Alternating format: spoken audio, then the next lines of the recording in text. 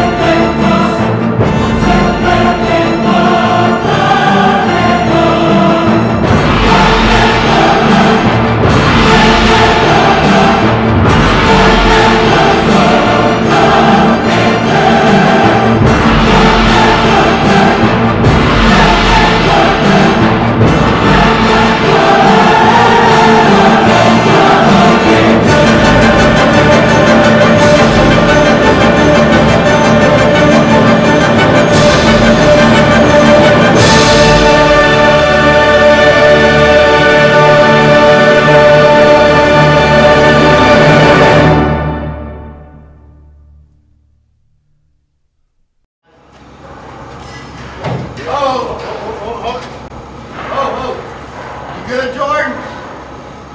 Hang on.